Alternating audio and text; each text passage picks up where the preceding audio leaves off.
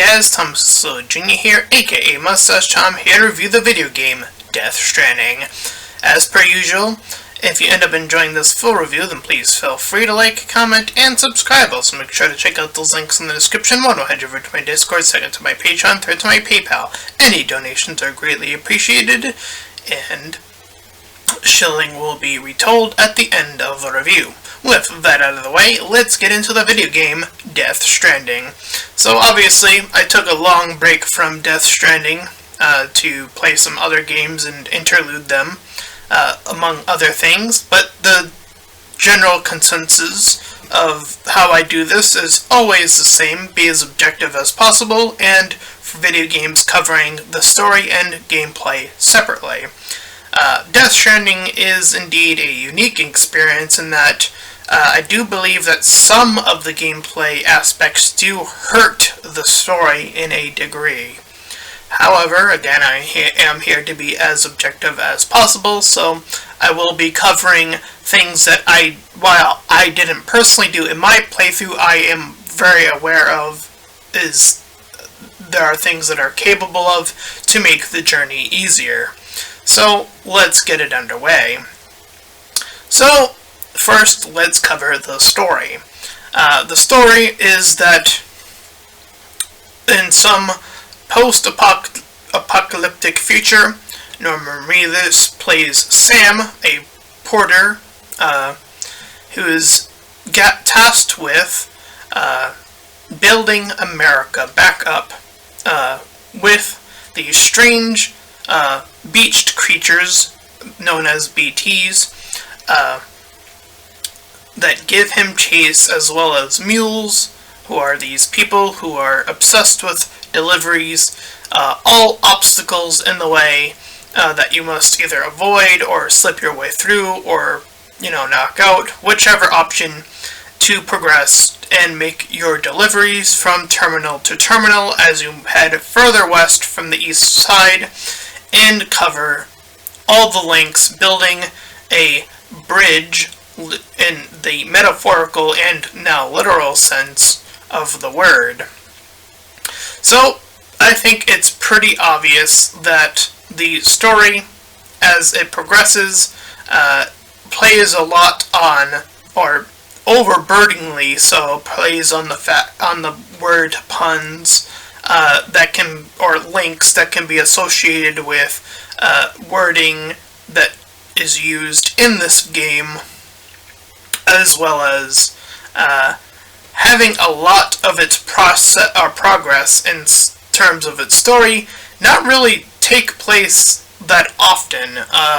There's a big chunk in the middle section of Death Stranding, and then there's a big chunk of content at the end that really compiles the majority of any lingering questions you may have had about the story of Death Stranding.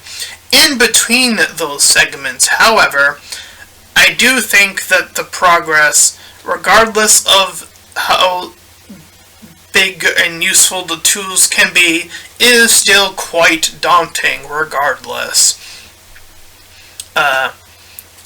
You do have to initially take that trek across at least that first time, and that trek from distant point A to point B can be quite treacherous, and I know I am, again, talking a little bit about gameplay there, but again, I do think that it does affect the story's pacing. It does feel like the amount of information you're getting at the specific point you're getting it doesn't almost feel like it's up to the weight of about the amount of content you tried to do to get to that position. I have felt that way throughout the majority of the story, and I think that there was definitely certain things you could have done, perhaps make the delivery people you deliver to a little bit more unique. I think is definitely one thing in regards to outside of like that one or two cameos or one cameo, or however many cameos are in the game, I think it would have stood a little bit more of a chance if there was a little bit more variety as you were sort of making your way through. After all, building these so-called bridges, connecting with people is sort of the primary goal, and out of that, it only really feels like the people that get any length of exposure to this bridge aspect are the main characters. It feels like all the other characters, these side characters that you sort of meet along the way,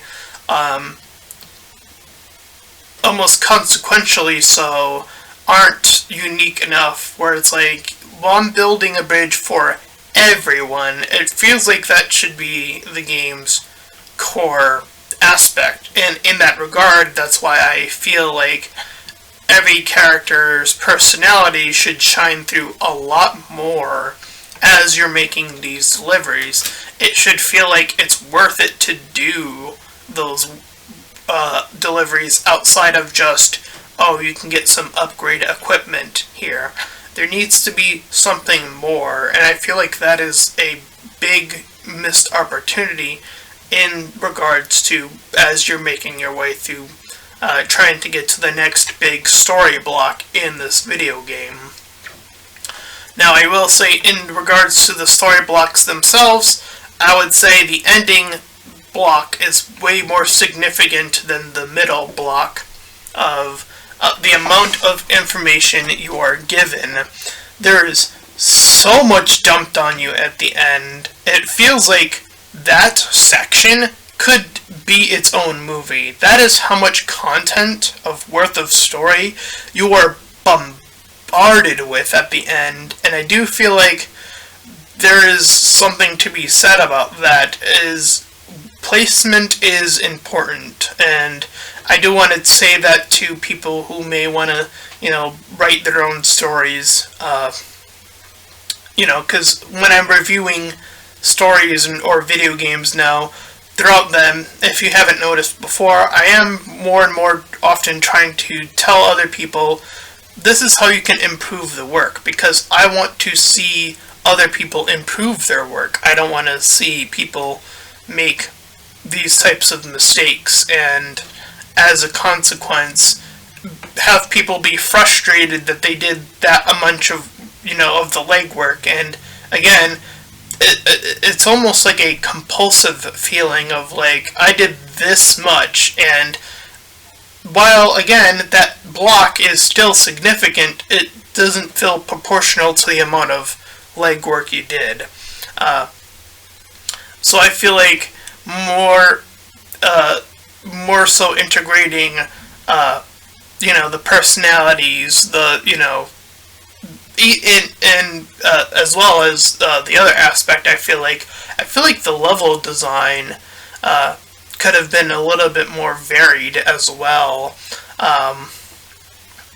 You spend a lot of the beginning on this outside grassy area, and then you sort of shift into a more foresty area, and then after a significant amount of time, when you hit the coast and hit the other side, the snow is the only other aspect, and then you actually get a proper city. So there is a little bit. I was expecting a little bit more city, if I'm being honest, even if it were to be broken down and things like that. Messing with aspects that come from, say, games like Metal Gear.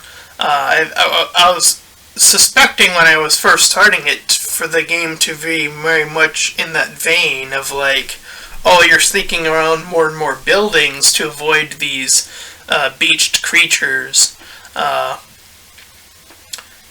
swerving, and but you're out in the open a lot of the time. A majority of the time, I should say. So there's a lot of leg room, space room in terms of gameplay in that regard. But to finish up the story, I do feel like the beats are there. They are significant. I'm not saying that they aren't. And I also will say the obvious. It is a blunt video game.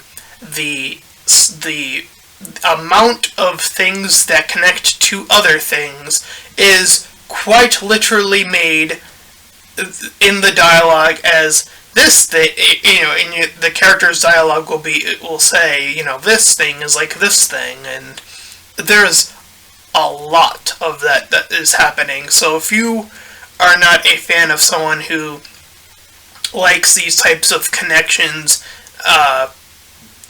personality-wise, subjective-wise, you will not enjoy this game, because this game is overburdened with them. And here's the thing. I know because I've seen the frustration. I've seen other Let's Plays as I was building up to this review. As for me, I'm a little bit more reserved in terms of frustration. It takes a lot to frustrate me. Like, Dynasty Warriors 9 is like one of the first games that really legitimately frustrated me with how long the game was and how empty and it felt and how broken the game was and all the other things. Like, it took a lot for me to get to that position in that game. Here, in terms of the dialogue, I don't mind personally these connections, as I feel like when you don't have people telling you like, oh, the chiral thing means hand, as an example. Like, as an average person, I wouldn't know that. If I were playing live, I'm pretty sure people who were ahead of me would probably want to tell me and like want to spoil the connection and be like, hey, this thing also means this thing because I've seen it happen. And I feel like when you get the ones that are like that, and when you don't know that is the thing, it's like, oh, that's kind of neat. And when you get, when they're stacked up so close together, I can definitely see why there would still be a level of frustration, though. So I do want to say that, is to be careful about, how often and how sparingly, you're spreading yourself throughout these connections.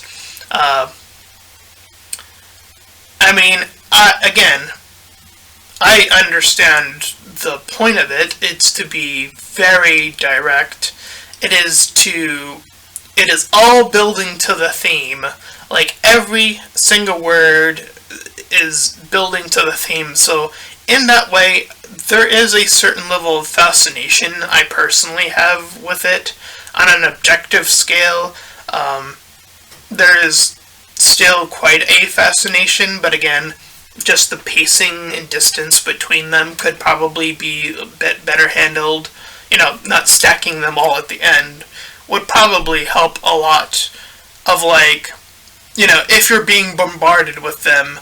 I think that is actually a larger reason why I feel like a lot of people more so are frustrated, because they're that close together, and it's, people talking and saying these things that are like these things, and if they were sprinkled throughout the game, I feel like you would actually almost like forget, like, oh, that thing meant that other thing, like once upon a time, and as you're sort of going through, then you go, oh, that thing means that thing, and if you're spreading it out, it feels more natural. It feels like that way, and that this game definitely does not do that. A lot of it is compounded at the end.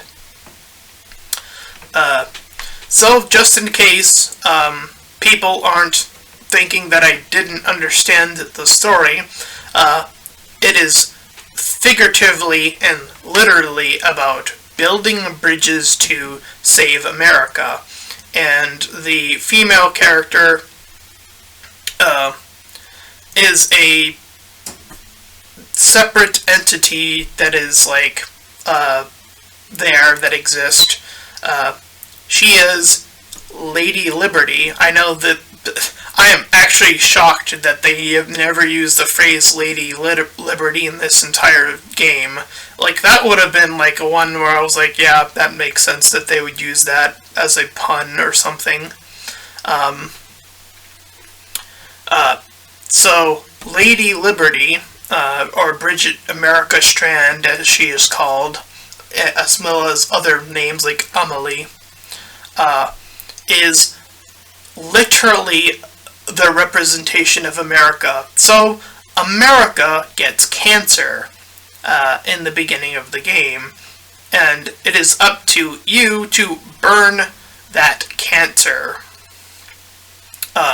in a more symbolical and literal interpretation, as you literally burn the body, but you are metaphorically burning that part of America, that diseased part of America. All the while, there's still this part of America that is killing itself through war, through rage, through all the evilness that is found with weapons and nukes and all of that stuff. And that is all that she represents, and that this America, this this entity, ending entity, or whatever it's officially called, is built on the foundation that it felt like it wanted to end it all, and then it saw that someone was building bridges, you the player, making those connections, and said, I'm gonna see if they can do it. I was thinking like, oh, it was pointless.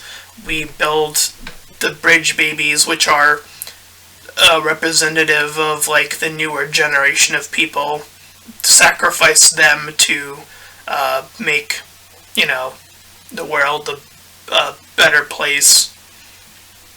It was sort of the idea of what is going on in the story here. All that stuff to essentially make it whole.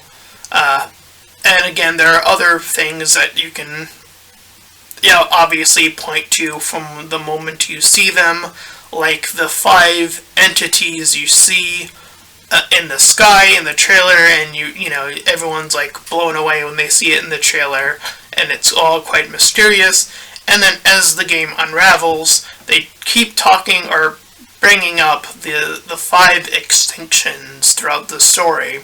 So you can make the connection of, oh, there's 5, they keep mentioning these 5 extinction entities, that must be the 5 figures. Or you can, and that's the thing, is that Kojima, while things literally mean other things, it could be another thing. It could be the 5 significant friends you have made along the way. And in fact, it is mirrored like the Death Stranding, as it could literally mean both, since life and death are that close together, as BTs are literally making their way into the world of the living, so the connection is intertwining like this. Again, there is probably a significant reason why there is 5 extinction entities, because 1, 2, 3, 4, 5. That makes a hand. So, if you didn't think I wouldn't catch on to any of that, I did. And again, chiral means hand in another language. I forget which one, honestly. Knots. Building knots. Threading the knots. Building... and it does stack, and when you start to say it one after another, it does seem a little ridiculous. So again, the spacing to each other is something that could be worked on. Your father is named Cliff, as in the end of something, as in it ends, and then and so the bridge, the sun, must be able to make that journey across, and so forth and so forth, as Cliff is want to literally try to stop you, and again, symbolically, he is in that thing that is holding you back from progressing through the video game. So again, there's just that amount of meaning of stacked on top of each other. So I can understand again why there would be that much frustration in that regard. In terms of a score, I feel like the amount of patience you have to build through this game, I would still give it a 5 out of 10.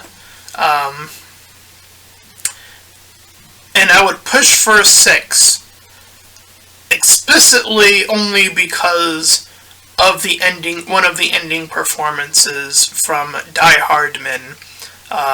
And I know every single person is going to point to that being like a top tier performance, because it is. So the highest I would push this score is a 6 out of 10 because of that. In terms of gameplay, obviously I did talk a little bit about it. You have to trek from point A to point B, carrying equipment. As you do more missions, you are able to get more gear to help you build better things, to help you get across platforms easier, and when you progress through enough, you eventually get items to help you deal with BTs, as well as mules/terrorist.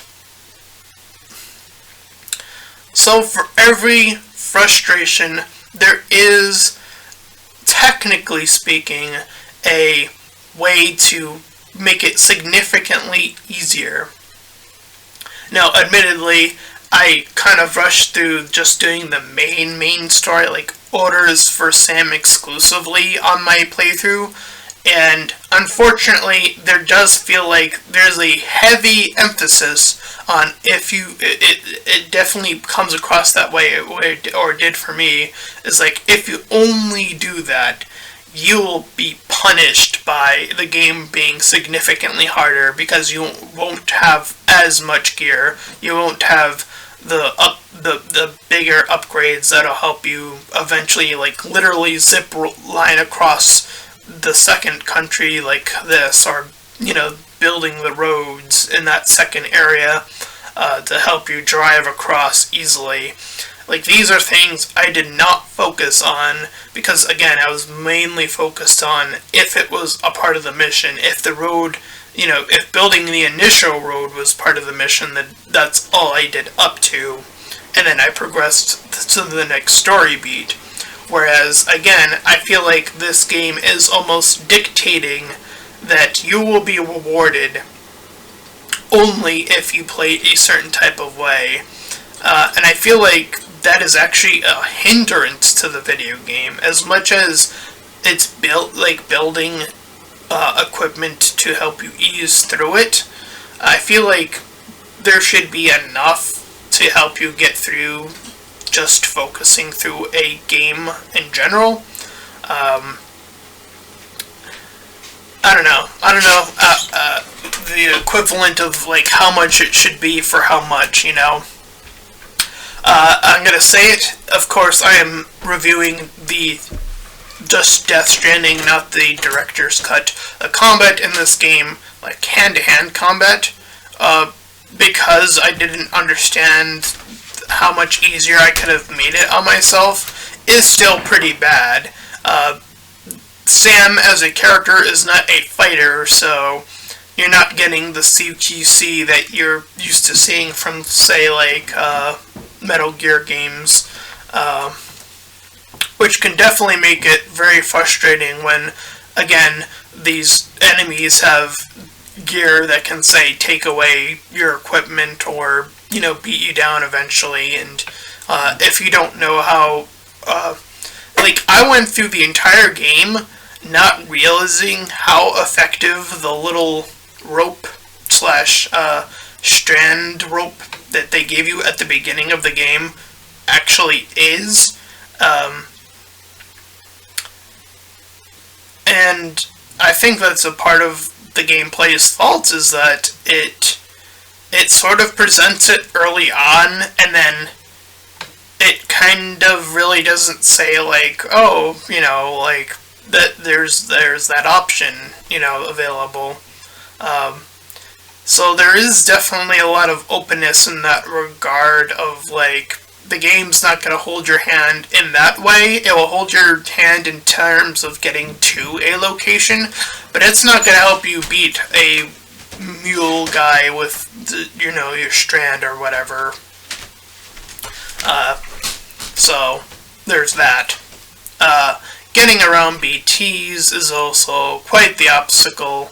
Again, there are certain equipments that can help you ease your way through it. So, assuming that we are playing in the most efficient way possible, I'm still going to give this game a 5 out of 10 in terms of gameplay as well. And I'm not going to raise it to 6 out of 10 for the gameplay, as I feel like the amount of shit that is that bad in terms of, like, getting through certain things it is not worth your testing your patience that much to that degree. And let's say, because I highly doubt a Death Stranding 2 would ever come into being, and if it did, I would suspect or hope that it was way better than Death Stranding 1 in terms of both story and gameplay. What I would want to see, if they ever did come up with a Death Stranding 2, is evening out the story, first and foremost. I think that's still very important, and could enrich, your theme if building the America is as important as you want it to be, then again, making the character interactions pop even more, it feels like that should have been an easy thing to fix in your game, or build it up so that people are, like, excited to be, like, to get to that person or whatever. That is one aspect. In terms of the game shifting on you, turning into more of an action game with the guns, the cover system is awful. It is garbage. Absolute fucking terrible in terms of that. So definitely a little bit work on the level design to help with that portion, or just being able to do other things with your gun, like hide behind a wall and then peek out, things like that, which were available in Metal Gear, so there's no excuse why it can't be in a game like this. And again, I don't know if that's in the director's cut, so I'm only saying what is not present in this version of Death Stranding. In terms of a sequel, I think it would be interesting, since Lou, or Luis as he refers to him at the end, was so heavily emphasized that if Death Stranding 2 took place however many years later, and we're now controlling Lou or Louis, whoever that might be, and maybe we go beyond just trying to rebuild America, and I think that should still be a part of the game, obviously, but maybe we're starting to head over to other parts of the world and, see, get a little bit more creative in the level design with that gameplay. I think a really neat trick, as well as story beat, for the main character could be, potentially, again, this is just me, trying to be creative and all that good stuff, is have the main character have access to certain BT abilities. Like, you can turn into a BT, and maybe you can, like, be more venomous in your movements. Because that's the thing. That's one aspect I think this game could still improve upon greatly is movement. Even with a motorcycle, there is definitely some rocks and certain levels of terrain if you're not getting those zip lines set up. The zip lines are obviously the god tier of travel in that game. Obviously, you never saw me build one, so I never got to that. So I feel like having access to a little bit more early on would help incentivize players to be like, oh wow, I have the ability to move like this, and traverse this area with this ability. I feel like I'm invested to play because of just that alone. Again, that building certain ways a person can play can do so much for your video game, so that's definitely something to obviously consider. You know, what are you giving them access to right off the gates? These are things definitely, again, to consider when you are building up your game. Again, this is an open world game, and when I think of other open world games, even the one I'm playing right now, I'm seeing so much more that you can do. Marvel's Spider-Man, Ghost of Tsushima are the two top tier ones that are always going to come to mind now about how to handle an open world or an open area type video game. You know, again, movement, just scenery in terms of like Ghost of Tsushima, you know, because that's a very beautiful looking game, whereas this is a lot more dreadful. So how do you amplify the dread? How do you amplify the fear of the BTs? Because one thing that I found consistently, and in fact, if you actually build up more in this game, it actually makes the BTs nothing. And once that's the case, it's like, well, there's no tension left. There's absolutely no tension left, and I don't think that should be the case. I feel like until you reach the end of the game, there should always be a little bit of tug and pull, just a little bit of tension building, always a little bit of this, a little bit of that. I don't feel like this game has enough variety in its BT things that it has to throw at the player.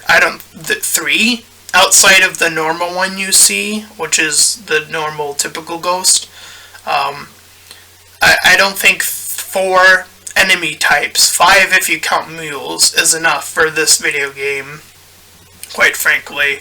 I think that there should be BTs that move a little bit differently from other BTs. Maybe the giant prowler dog thing you see when you get dragged in, maybe you see BTs that are based off of animals that aren't there when you get dragged in. Maybe they're there when, you know, you're sneaking past normal BTs, and then maybe there's like a prowler type BT that's like on the floor and, you know, slithers around, like I was saying, like how maybe you can control your BT in part 2.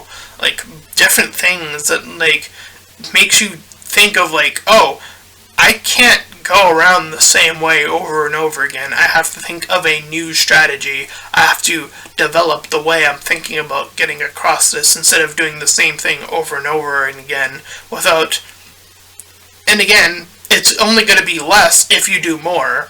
And I feel like the game loses content in a weird way where it's actually more negative than positive. And I know that it's more of a reward system, but I feel like that reward system not only comes too late, but moving that much of the content, I don't know, it doesn't feel right. So there's that. So that is everything. I think, again, story 6 at most, gameplay 5. I will stick to it. that is my full review of Death Stranding. If you ended up enjoying it, then please feel free to like, comment, and subscribe. Also, make sure to check out those links in the description. Want to head over to my Discord, second to my Patreon, third to my PayPal. Any donations are greatly appreciated. Help support me and help support the channel. And until next time, everyone, bye-bye.